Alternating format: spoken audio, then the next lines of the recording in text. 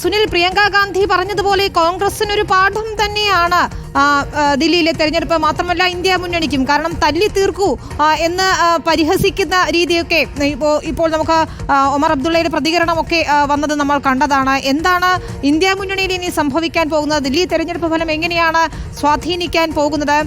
തർക്കങ്ങൾ രൂക്ഷമാക്കും എന്ന കാര്യത്തിൽ യാതൊരു സംശയവുമില്ല. തീർച്ചയായും വിനീത, കോൺഗ്രസ് ഒരുപാട് പാഠങ്ങൾ പഠിക്കുന്നുണ്ട്. പക്ഷേ അപ്പോഴും കോൺഗ്രസിന് കരകയറാൻ കഴിയുന്നില്ല എന്നത് കഴിഞ്ഞ കാല ഇന്ത്യൻ രാഷ്ട്രീയത്തിൽ നമ്മൾ കണ്ടതാണ്. ഏതായാലും ദില്ലിയിൽ കോൺഗ്രസ് ഇത്തവണ എടുത്ത രാഷ്ട്രീയ നിലപാട് എന്നത് ആം ആദ്മി പാർട്ടിയെ പരാജയപ്പെടുത്തുക എന്നത് തന്നെയായിരുന്നു.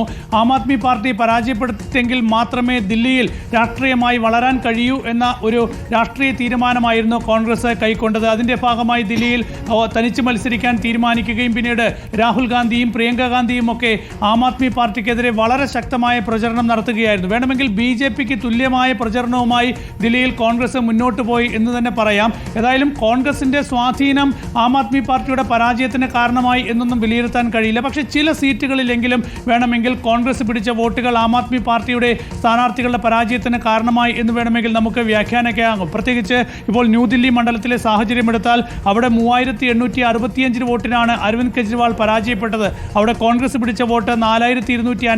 ഒരുപക്ഷെ കോൺഗ്രസും ആം ആദ്മി പാർട്ടിയും ഒന്നിച്ചു നിന്നിരുന്നുവെങ്കിൽ ഒരുപക്ഷെ അരവിന്ദ് കെജ്രിവാളിനെ പോലൊരാൾ അവിടെ വിജയിക്കാൻ പറ്റുന്നൊരു സാഹചര്യം ഉണ്ടാകുമായിരുന്നു. ഇപ്പോൾ ജൻപുര മണ്ഡലത്തിൽ 594 വോട്ടിനാണ്, ഏതാണ്ട് 1000-ൽ താഴെ വോട്ടിനാണ് അവിടെ മനീഷ് സിസോദിയ പരാജയപ്പെടുന്നത്. 7324 വോട്ട് അവിടെ കോൺഗ്രസ് പിടിച്ചിട്ടുണ്ട്.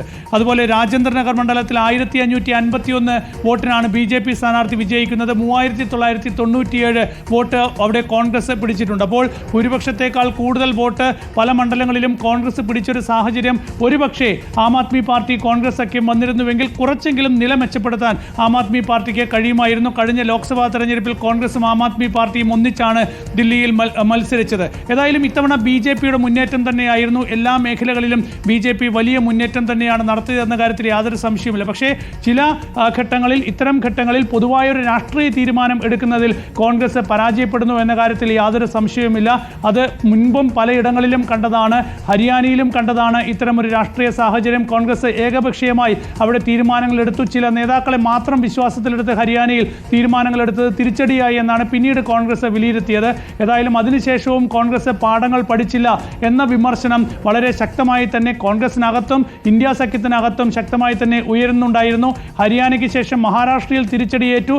അതിനുശേഷം ദില്ലിയിലേക്ക് വന്നപ്പോൾ കോൺഗ്രസ് തനിച്ച് മത്സരിക്കാൻ തീരുമാനിച്ചു. ഇന്ത്യ സഖ്യത്തിലെ എല്ലാ പാർട്ടികളും കോൺഗ്രസിന്റെ ആ നിലപാടിന് എതിരായിരുന്നു. പ്രത്യേകിച്ച് സമാജ്വാദി പാർട്ടി ഉത്തർപ്രദേശിൽ കഴിഞ്ഞ ലോക്സഭാ തെരഞ്ഞെടുപ്പിൽ കോൺഗ്രസിന്റെ രാഹുൽ ഗാന്ധി ഉൾപ്പെടെയുള്ള സ്ഥാനാർത്ഥികളുടെ വിജയത്തിന് കാരണമായത് സമാജ്വാദി പാർട്ടിയുടെ പിന്തുണയാണ്. ആ സമാജ്വാദി പാർട്ടിയുടെ നേതാവായ അഖിലേഷ് യാദവ് പോലും കോൺഗ്രസിന്റെ നിലപാടിനെ വിമർശിച്ച് രംഗത്ത് വരികയും ആം ആദ്മി പാർട്ടിക്ക് വേണ്ടി ദില്ലിയിൽ പ്രചരണം നടത്തുകയും ചെയ്തു.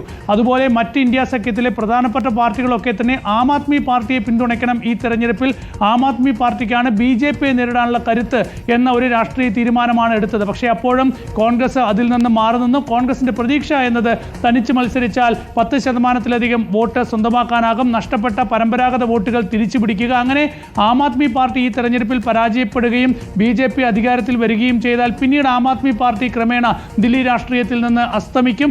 അപ്പോൾ വീണ്ടും ദില്ലിയിൽ തിരിച്ചു കയറാനാകും എന്നതായിരുന്നു കോൺഗ്രസിന്റെ പ്രതീക്ഷ. പക്ഷേ കോൺഗ്രസ് പ്രതീക്ഷിച്ച രീതിയിൽ വോട്ടോ സീറ്റോ കോൺഗ്രസിന് കിട്ടിയില്ല എന്നത് ഈ തെരഞ്ഞെടുപ്പിലെ കോൺഗ്രസിനെ സംബന്ധിച്ച് വലിയ തിരിച്ചടി തന്നെയാണ്.